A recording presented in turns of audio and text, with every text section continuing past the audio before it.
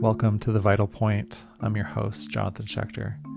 If you're interested in different methods and ways to transform your life, like plant medicines and psychedelics, breathwork, meditation, somatic practices, cold exposure, and so many more that we've talked about on this show, then my friends, you are in the right place.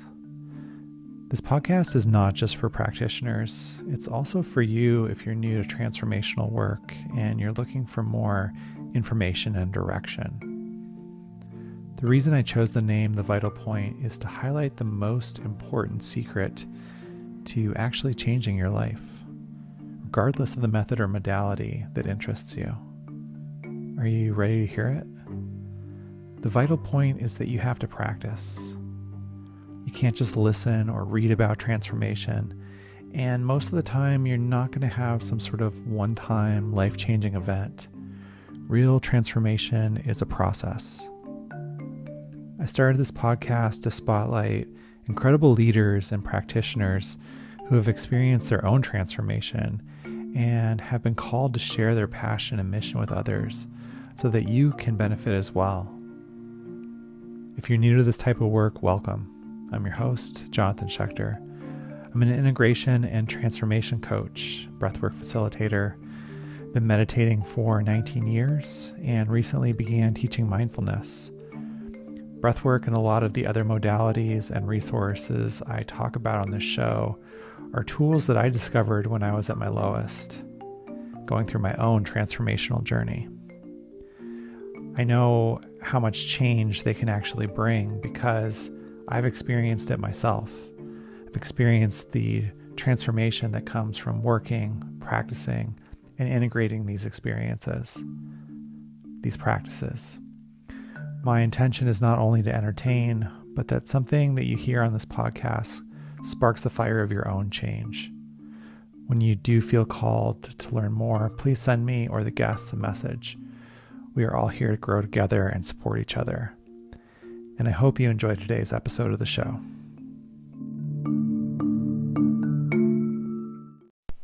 What is spiritual emergence? Maybe you're hearing this term for the first time, but if you are listening to this podcast, if you're a fan of this podcast, and you are interested in transformation and personal development, the way that the spiritual element of our life integrates with the human and how we access that spiritual aspect, then spiritual emergence is something that I would invite you to get curious about. And spiritual emergence is really the topic of this episode of the podcast. What is it? How do we keep it from becoming a spiritual emergency? And my guest on this episode of the podcast is very qualified to discuss this at length. I learned a lot from listening to her and got to explore something that I'm very passionate about with somebody that is also passionate about it and knows a heck of a lot about it.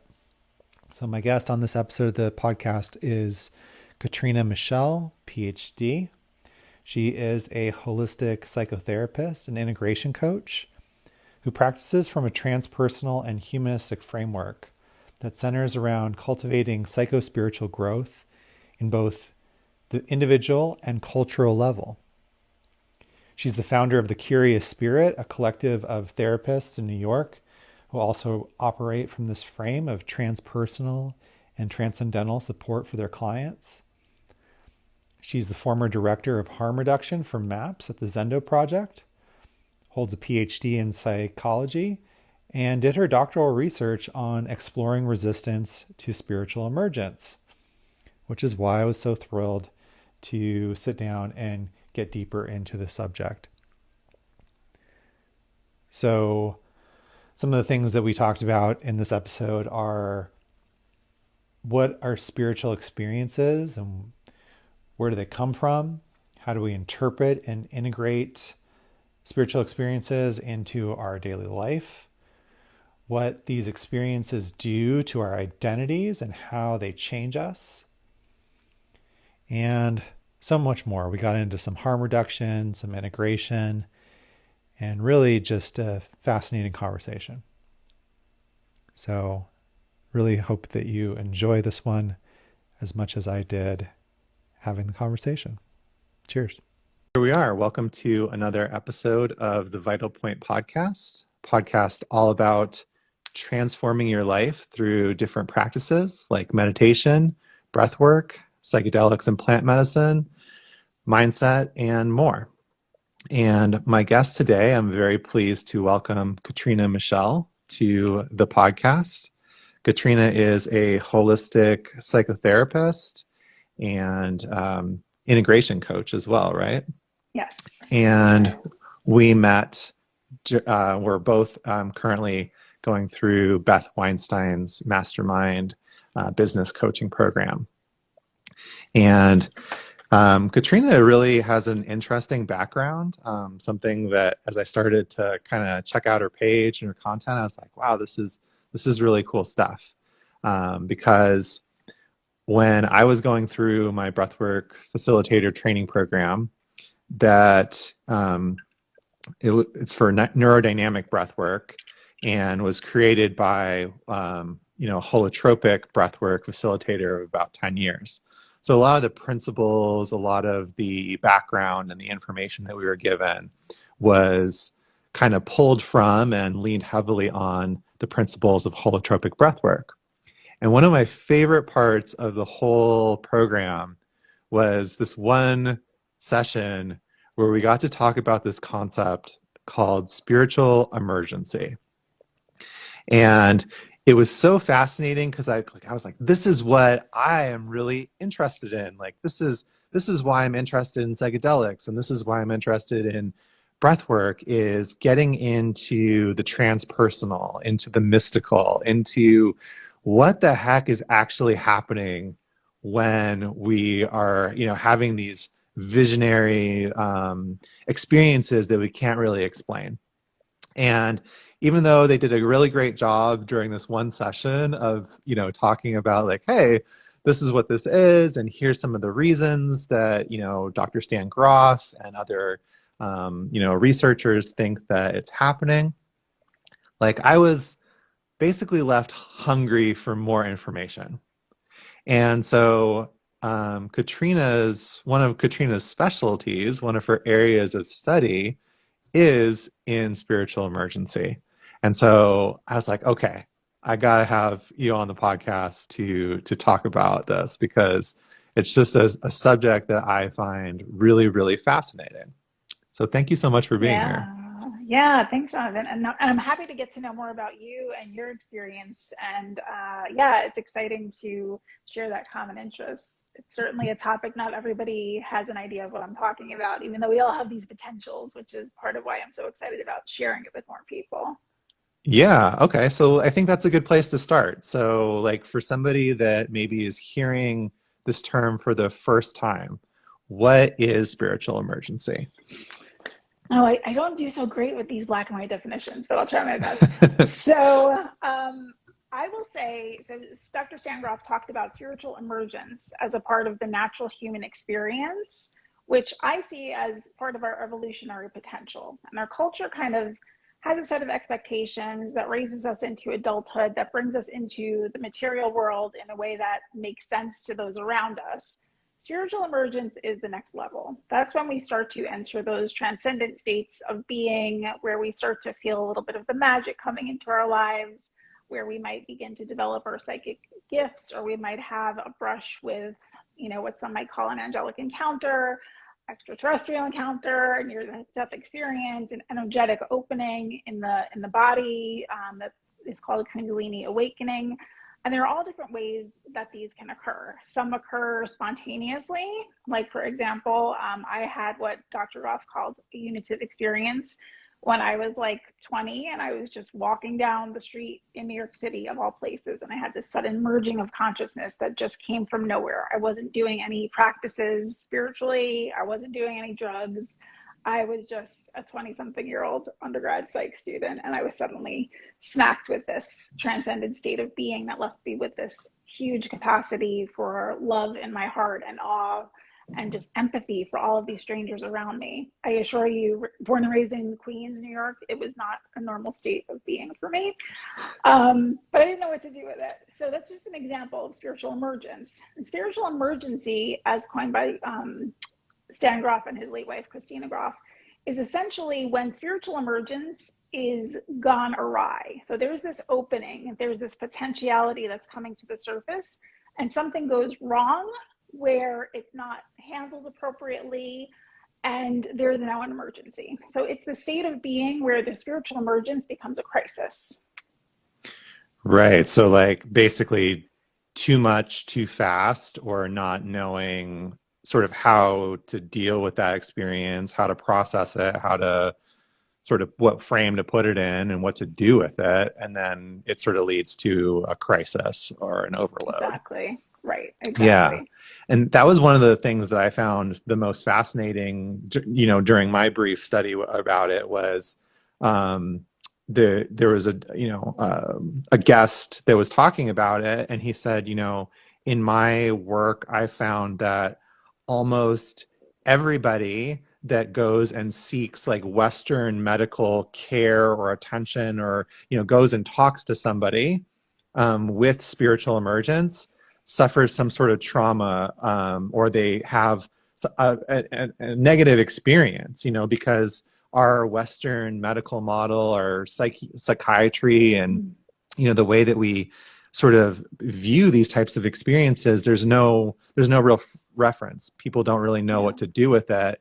And so that ends up traumatizing people because they don't feel heard and connected or understood, or maybe they feel like, well, gee, I must be crazy, or there must be something wrong with me, or I need to go on some sort of psychiatric drug to learn how to process and sort of fit back into the world in which I was once a part of, and now I'm sort of feeling alienated from.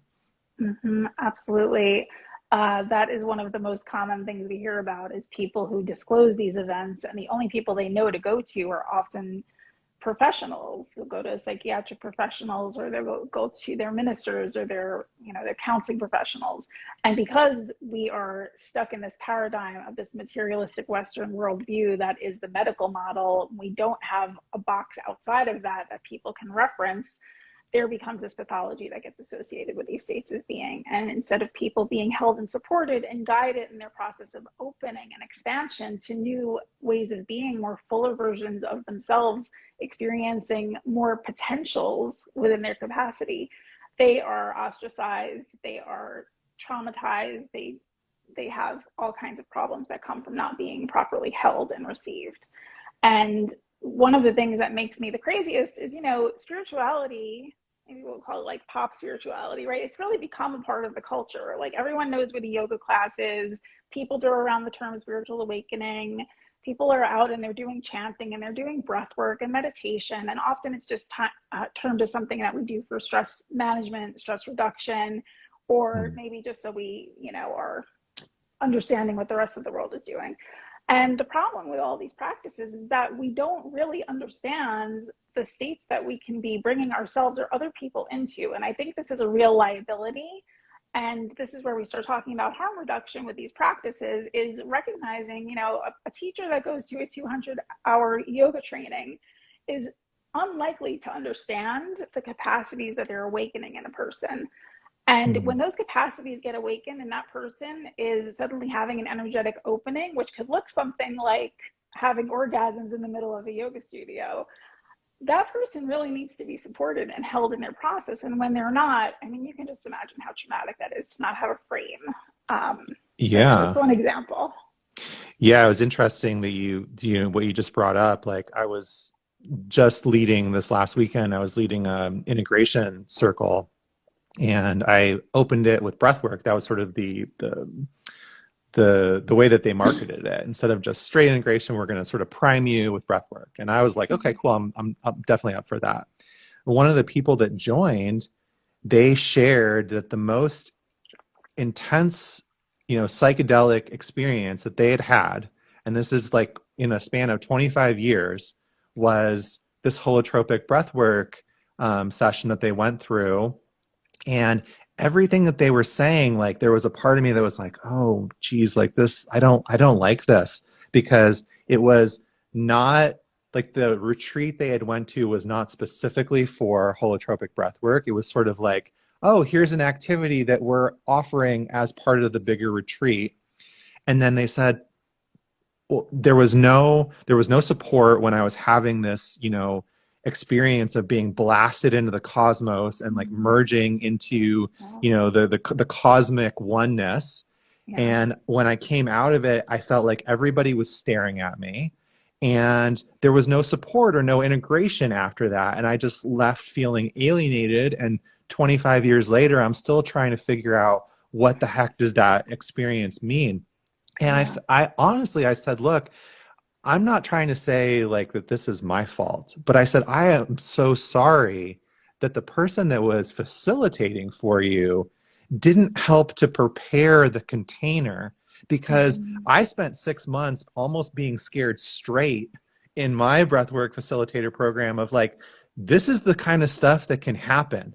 And like, you need to be ready for this, and don't go into this lightly, and don't be careless, and really, you really have to be ready to hold some serious space for people, because some really intense stuff can happen. You're messing with energy, and you're messing with, people's subconscious. Exactly. And, like, you just have to be prepared for that. And like, so I was like, I felt so bad, because that was at least the framework that I was given, was like, so much of how people experience these types of these things come down to having a good frame, having like feeling like they're supported, even if you're just there and listening and seeing them and witnessing them. You're not just going like, whoa, what the heck is happening?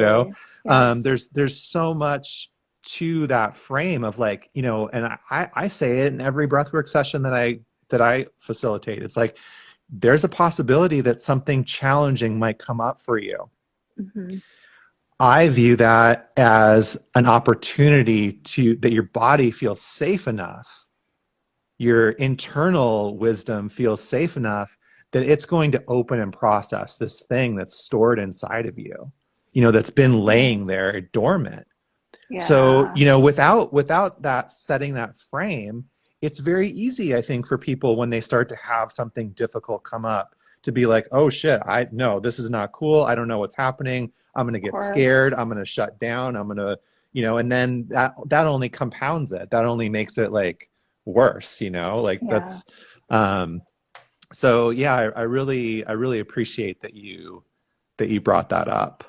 Yeah, absolutely. And I'm happy to hear how responsibly you're framing it and teaching others to frame it, because it also offers such a beautiful opportunity for people. We can't often access these states independently without a practice or without a psychedelic or something of the sort. So when these states come, they really are a gift. They're a gift to dig into what's arising, whether it's blissful or traumatic or somewhere in between. They can and do run the full spectrum. And we really need to know what we're dealing with. And like you said, the best thing you can do for someone is just be there, be open, receptive, and supportive, without putting the labels, without instilling the fear, just giving that process a chance to take place and hold them and help them feel safe and help keep them physically safe as well while they're going through this. Yeah. It's, as I'm transitioning, into more integration coaching, it's really interesting, like listening to some of the experiences of people. And I'm sure that you have this experience all the time in your practice, where people are coming to me with these like really big, deep, mystical experiences, and they're confused, and they're like, what does this mean?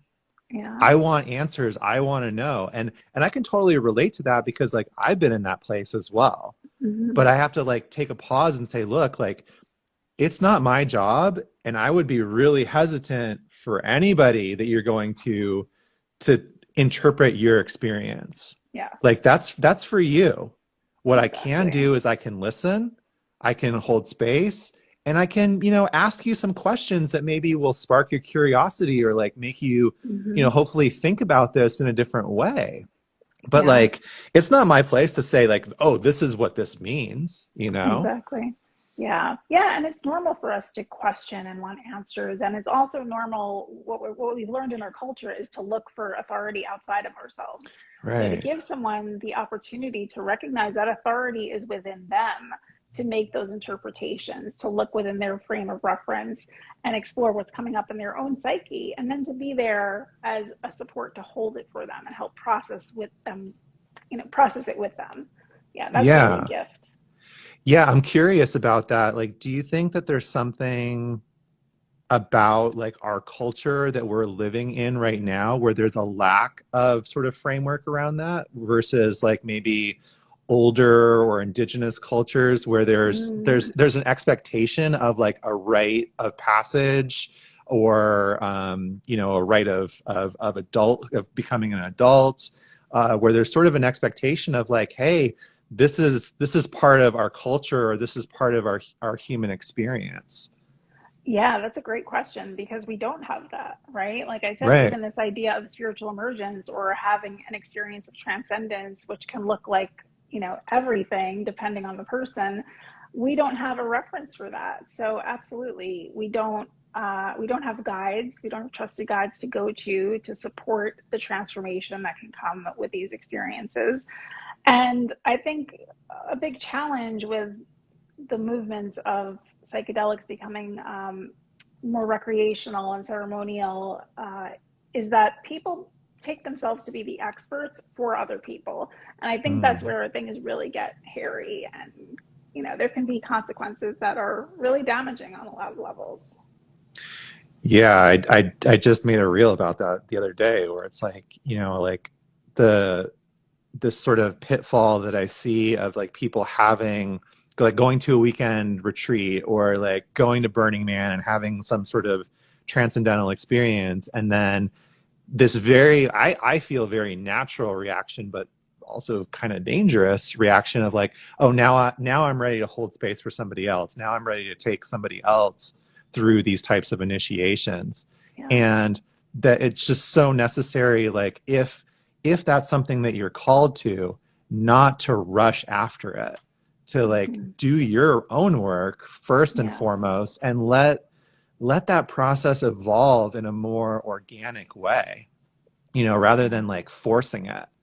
Right. um there's so many people that I know that are holding space and facilitating, and the ones that I really like pay attention to, the ones that I really respect and I want to listen to their experience, that's exactly what happened to them. They like, it's part of the process. It wasn't something that they had to chase after. It came Mm. to them whether they wanted it to or Yeah. not, just as Yeah. a part of the unfolding. And like, I think that for me, like that's an interesting part of this whole topic is like, as we go through spiritual emergence, there are there are changes to us, like on an energetic level, on sometimes on a physical level, that you're just along for the ride, like one, like for instance, I was talking to my stepmom a couple months ago because I started having all these like sort of heart and nervous system sort of issues that we weren't able to like figure out like, oh, this is what's happening. Mm-hmm. And she looked at me and I said, I was talking to her about like, I can't really eat sugar anymore. And I can't eat all these things that Yeah. I used to really enjoy. And I used to use to like sort of self-regulate my nervous system. Mm-hmm. And she just looked at me and she said, yeah, she's a homeopathic doctor and she's been practicing homeopathy for like 25 years. And she just looked at me and she said, yeah, it happens. Like you get to a point, if you're doing this type of work where you're just too sensitive, and you just have to say like, this is where I'm at now. Yeah. It's the price that we pay for like doing this work and like being in Yeah. this open space. And I'm like, yeah, there's a part of me that really is resistant to that. And at the same Yes. time, it's like, it's so much easier to just go with the flow and accept Right. what's happening. Like, it's, my life is a lot easier, I feel healthier, Yeah. and I don't I'm not getting pulled back in sort of a different direction. Yeah, absolutely. Yeah, and this is actually what I did my PhD dissertation on, was the resistance to this process. And that's certainly one way, is we don't want to change our habits. Our habits tie us into our culture. They tune us Mm, into what's familiar. So we're so deeply rooted in our habits, whether it's our diet, whether it's our patterns around whether or not we get up and meditate or turn around and look at our phone in the morning. right. They're so ingrained in who we are and how we're accepted in the culture, that can really be a challenge for people, is coming into a new way of being and feeling accepted. So this is part of like the call to action through conversations like these, is that we're not just doing it for ourselves. The more we Right. share these experiences, we start to create that culture that makes it easier for other people to follow suit. I know that Jonathan gave up sugar. I'm a little bit more inspired to give up sugar. I gave up coffee. Wow, that's major. Like, and this actually happened. Like, my best friends are like, "You gave up coffee?" I'm like, "I know. I can't quite believe it myself. Like, you told me that a year ago. This is relatively new." And I said, "You're absolutely insane." But yeah, so we have to create the culture that we want to live in, and it's really, I think it's a wonderful opportunity. And on another level, it feels like it's a spiritual obligation. If we have this opportunity to go through this and make it easier for those that come after us, we normalize this process. And once we normalize this process, a lot less people get pathologized, start thinking they're crazy, start taking, psychiatric medications they don't need. And then the whole culture can change. We stop working jobs we don't like just to pay the bills. We have a new way of being that comes from these small changes that we begin to hold each other in. Yeah, yeah, you're absolutely right. And I love that you mentioned the small changes, because sort of flip side to like, oh, I have to run after this desire to facilitate or share the magic of plant medicines with everybody. I've also, like, I feel like I've also experienced sort of the opposite of that, which is like, oh my God, I have to clean up every part of my life right now and like do all these Yeah. changes. And you really don't. It's just Yeah. when the change is right for you, it won't even be like a big thing.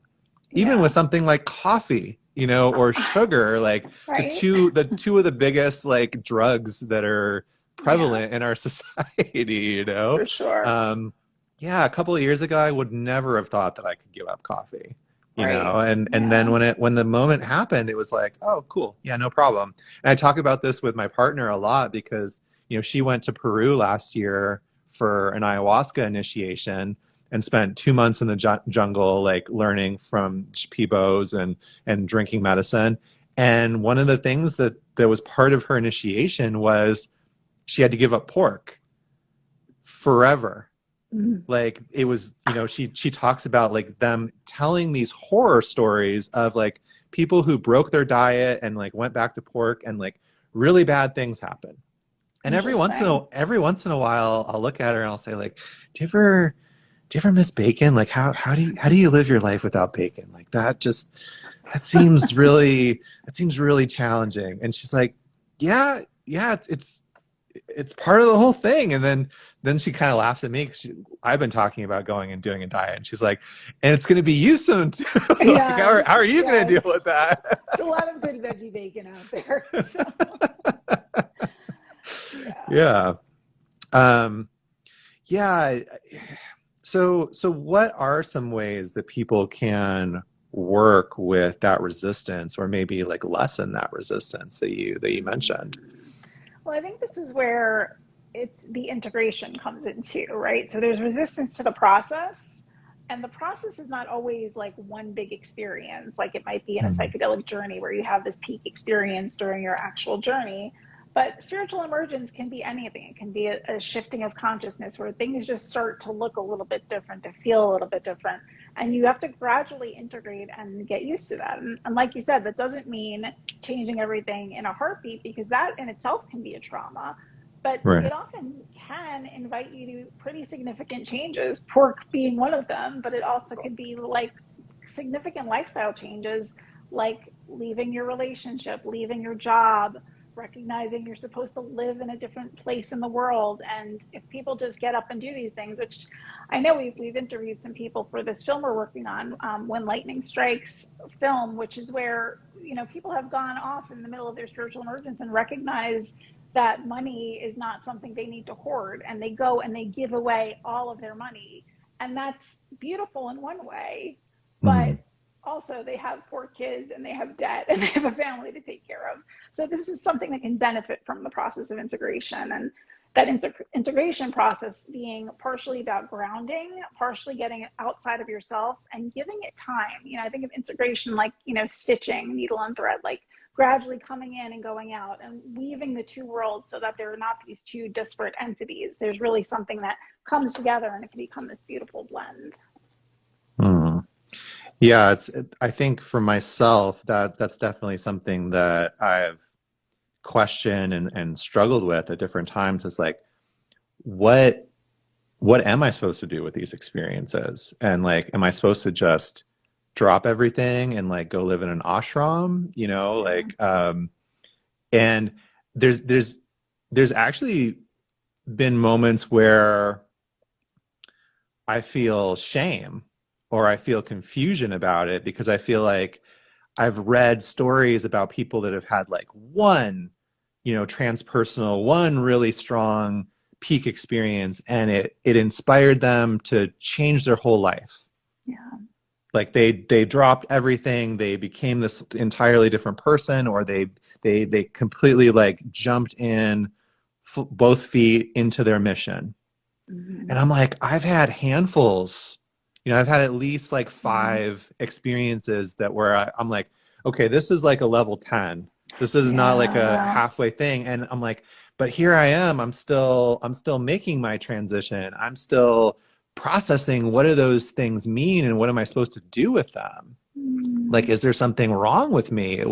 Why can't I be that person that's like, oh my God, I should just go, become like Ram Dass or, something like that, And so it's like, okay.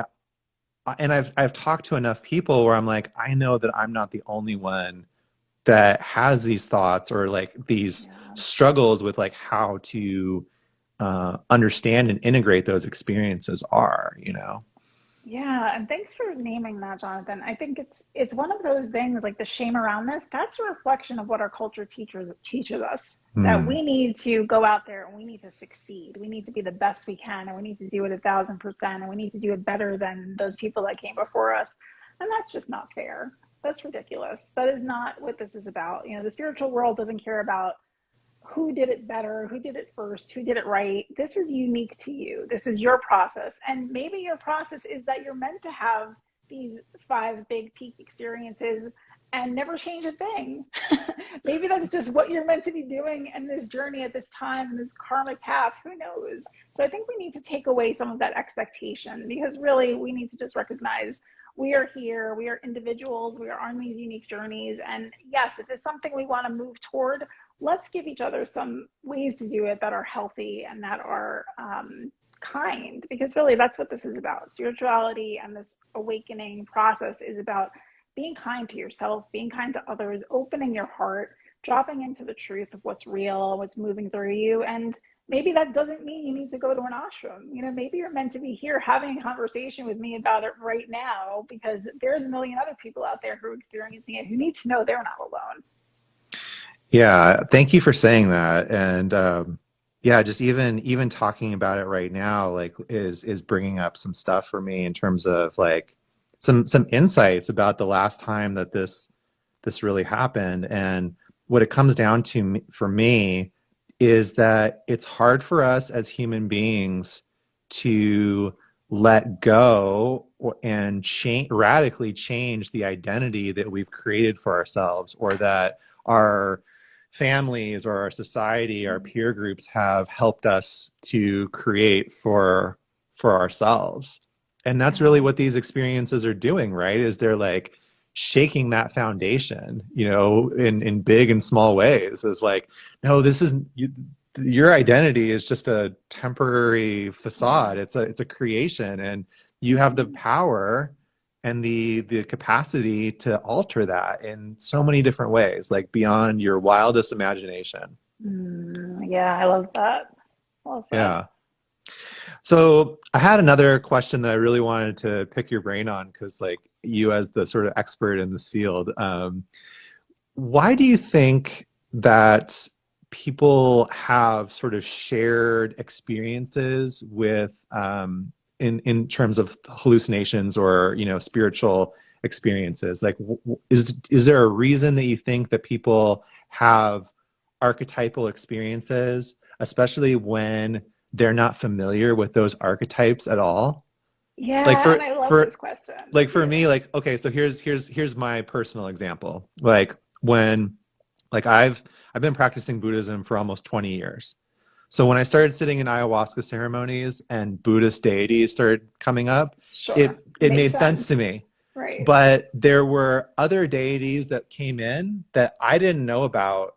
I had no frame of reference for, and I didn't Yeah. recognize until way later when I was having sort of reawakening type of experiences based on seeing a picture of them and then like doing Mm, research and being like, whoa, what the heck is that? Because I had yeah. no idea what that was before, but obviously something inside of me did, and so like the Hmm. fact that people can have those experiences even when they're not familiar with those deities or those archetypes is something that's really, really fascinating to me. Yeah, I love this question, Jonathan, because we are so used to identifying with our singular individual consciousness. This person born in this body in this year, living in this culture. And one of the gifts of psychedelics and this spiritual emergence capacity is that it puts us in touch with the truth.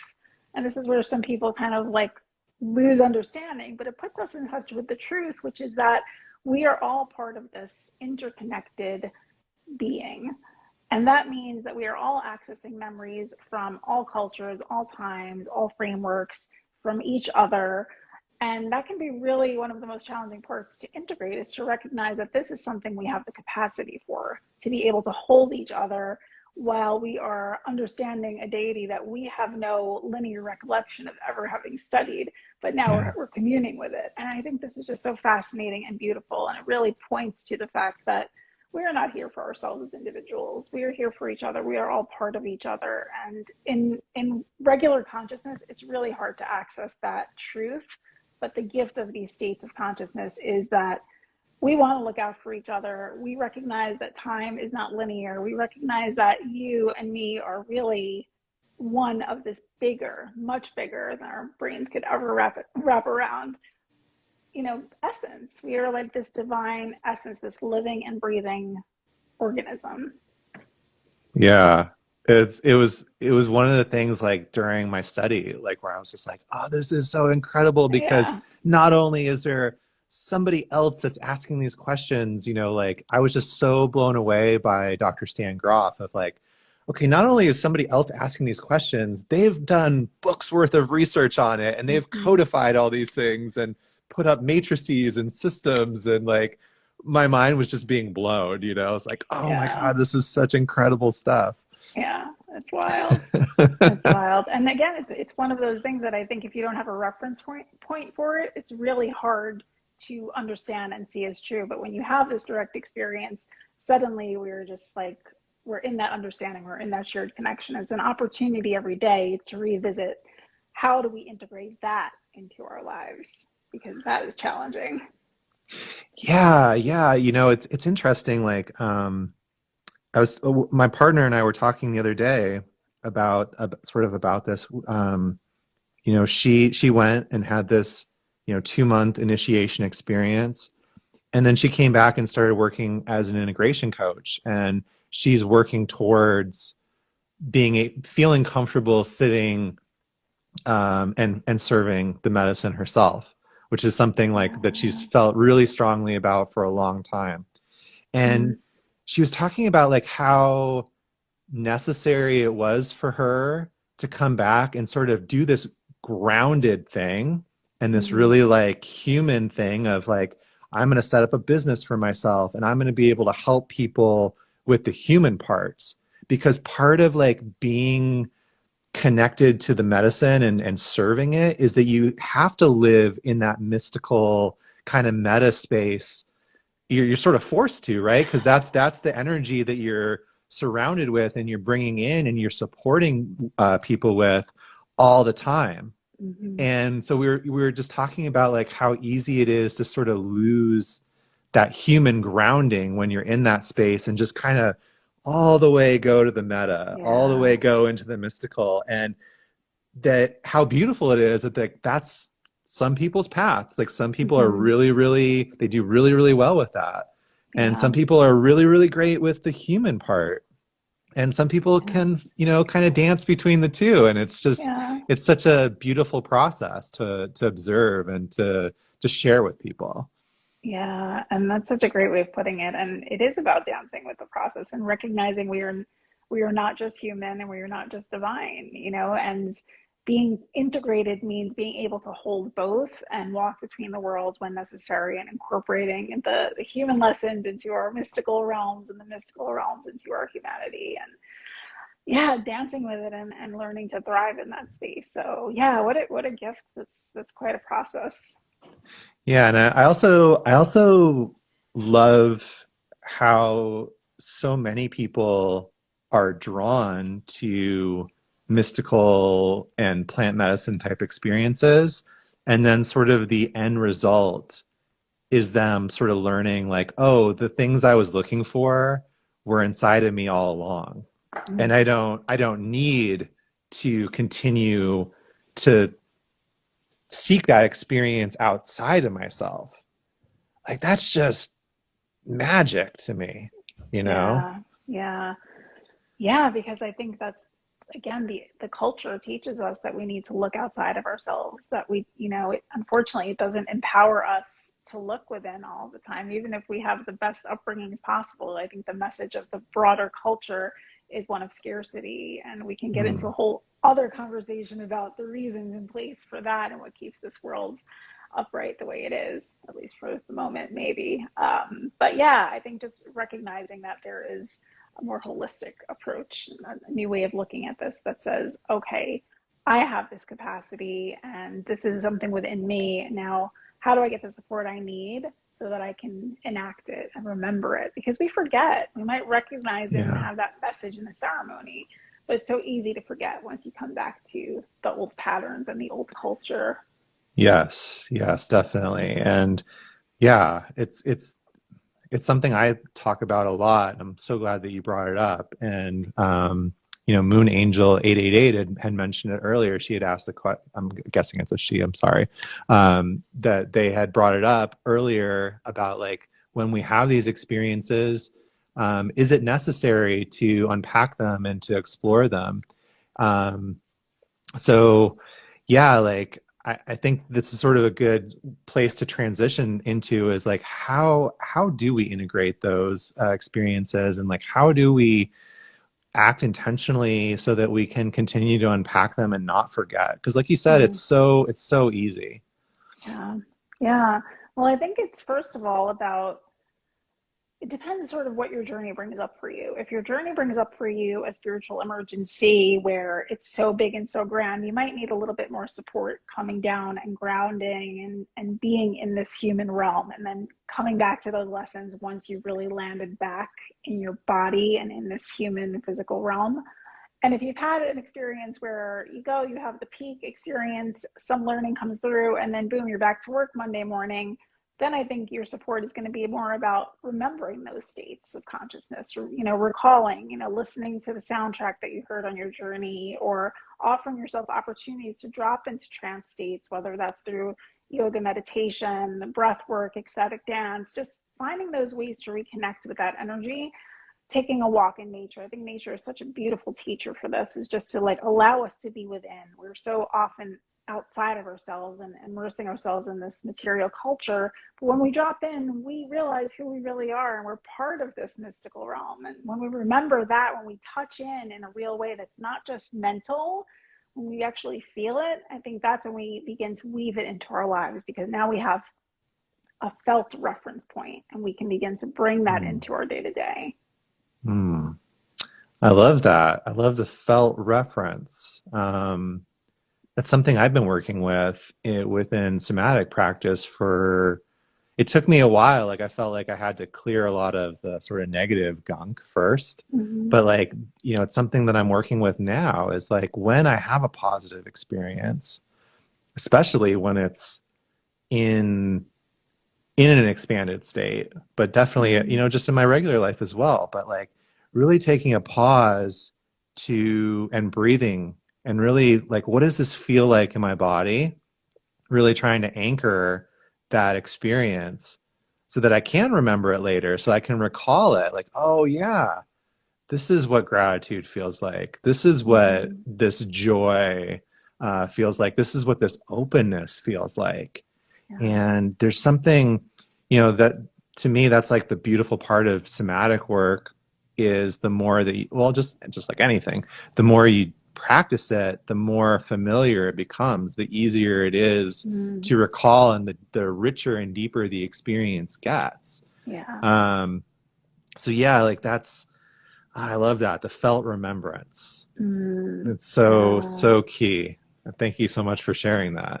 Yeah, of course. I mean, it's so easy to go into our heads and intellectualize and make sense of it. And sure, that can be great to have those memories and those recollections. But I think the integration is about the felt sense and the Yeah. doing and the really living from that place.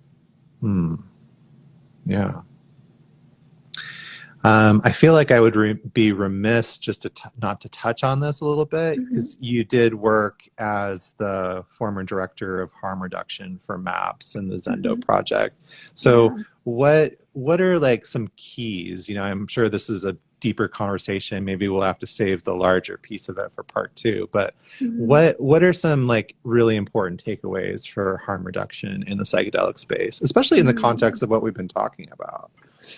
Yeah. Well, I think the best tips are the simplest ones. So I think it is know your medicine physically, trust your source, know what you're taking, test it, make sure it's pure, be familiar with the safety guidelines around these medicines, potential interactions, be aware of just general safe space that you're going to be in so you don't accidentally injure yourself. I think that's Hmm. one of the hazards that people often don't even think about. And if you're going to have a sitter there with you, make sure it's somebody that you trust. Be really clear about your intentions and their intentions in the journey. Make sure that you have an understanding of what your boundaries and limitations are with physical touch and support. And ideally, again, having this be somebody that you know or trust or have developed some sort of a rapport with. I think that would be my starting point. And, one of the other things I think we don't often talk much about in terms of harm reduction is the integration process. So the preparation and making sure that while you're in the journey, your environment is suitable, that you're going in the right frame of mind, and then you're safe when you're there physically, and that when you're coming out, you're really held and supported. And we don't talk enough about integration as harm reduction because I Hmm. think if you're not held and supported, it can be really dangerous. It can be really traumatic to go back to somebody who doesn't understand the journey that you've just had, who's going to then take and pathologize this or create their own interpretation of it and feed it back to you in a way that could be really damaging when your psyche is open and soft and you're moving from an open-hearted place and they're still locked into a different kind of an old construct. So I think that can be really jarring and cause a lot of challenges for people. So I think those are some of the general things I would suggest. I love that last one, and really like if you do feel comfortable sharing your experience with somebody, um, just letting them know like, hey, do you have the space to hold this, to listen? And I'm Mm-hmm. really just looking for somebody to listen. Yes. It's okay to communicate that. Right. Um, and if you're the one listening, it's okay to ask a question. It doesn't have to be in this context either. Like, are you looking for somebody to just listen, or are you looking for like feedback? Yeah. Right. You Oh, know? that's such good advice because people want to give their input. They think that's what that's why you're sharing with them. But sometimes, I think most times, we really just need to be heard. And there is, there's a limit on good listening. Sometimes we really need to ask for what we need. And my favorite piece of advice to offer people about the integration process is when you are choosing to share with someone else, make sure that you are choosing to share for you and for your process, not for them. Because if it becomes about you having to defend your experience, that just puts you in a very different energy than one of being received with your experience. So know who you're talking to, and be aware they might be really curious about your journey and have good intentions, but they can really damage your integration process by not holding and supporting it properly. Yeah, well said. Well said. Well, I want to start to kind of bring this to a close, but first of all, I just want to say what a pleasure it's been to talk with you. I would love to do a part 2 at some point and continue this amazing conversation. And thank you so much for your time and for sharing your wisdom and experience with everyone. Yeah, thank you, Jonathan. It's been really good to get to know you a little bit. And yeah, I'd love to continue this conversation. There's so much to talk about on this topic. Yeah, I know. It's like, I feel like it's one of those things that I could just talk about all day, and it just makes me excited. And yeah, it's just really, really great to connect with people like you that have so much to offer. Yeah, thank you. So if people are interested in working with you, where should they go? Because I know you have a lot of stuff, like just doing some research for this podcast. I was like, wow, Katrina has some awesome stuff going on. You've got the Curious Spirit, and you have some other programs. So just let the people know. Thank you. Yeah, there is a lot happening, which is why I need to take space in those mystical realms sometimes. There's so much happening on the outside. But I love it. It's all good. I'm happy to merge my world. So yeah, I am founder of the Curious Spirit, which is a space for people to receive psychotherapy, coaching, and general support and integration. I have a team of therapists and coaches that work with me. We work locally in New York and Long Island, and also remotely. And then I do offer personal consultations around psychedelics, one-on-one personal retreats, and one of the offerings that I'm working right now is creating a space for healers, creating a container, because what I really want to do is empower more healers to be aware of these integration needs and these spiritual emergence needs. But I think so many healers are burnt out right now. We've just been through so much the past couple of years, supporting people from a place of our own challenging, not knowing what's happening in the world. So my goal now is really to create a community of healers and bring them together, support one another. And I'm doing that through a 9-month program. I'm calling it the Return to Self. And it is a 9-month restorative journey. And that's going to include a series of retreats and in-person workshops, as well as connecting in community over groups like Zoom virtually. And so I'm really excited about that. And we'll bring in a lot of the things that we've spoken about into that space. That sounds really awesome. And it's so true. You know, like the healers are often the folks that need the most help because they're giving so much, and they always are putting themselves first. And, you know, it's not good to get burnt out. Yeah, and it happens. So I really want to prioritize supporting the healers so we can keep doing the work that we're meant to do and serving by making sure that we have the nurturing we need. And I think we can do that best as a community with each other. Yeah. And here on Instagram, you're Katrina the Curious Spirit, right? Yes, Katrina _ the Curious Spirit. And my website is thecuriousspirit.org. Thanks for checking out another episode of the podcast. I hope that you enjoyed it and that you feel inspired to go and do some practice of your own. Remember that integration and practice is the vital point. Maybe this episode inspired you to add something new to your daily or regular practice, like meditation or breath work. Or you're ready to take that ice bath that you've been dreading, but you know is going to be really good for you. Maybe you're curious to something that you've been called to try, you know, like working with a new teacher or facilitator, or working with psychedelic or plant medicine in whatever way is safe and legal for you where you live. Please reach out to me or to the guest through the links on the show page to learn more about what we talked about on this episode. Subscribe to the podcast and please leave us a review, which really helps the show, makes it visible to more people. And if you're finding the show valuable, please share it with a friend that would also be interested, and share it on your social media. Follow me at Blue Magic Alchemy on Instagram. That's all one word. And if you're interested in learning more about breathwork, or you'd like support with self-development and transformational practice, reach out to me at bluemagicalchemy@gmail.com or Instagram to set up a discovery call for individual coaching sessions and my 6-month transformational coaching container. Until next time, be well, keep practicing, because that's the vital point. Be well, my friends.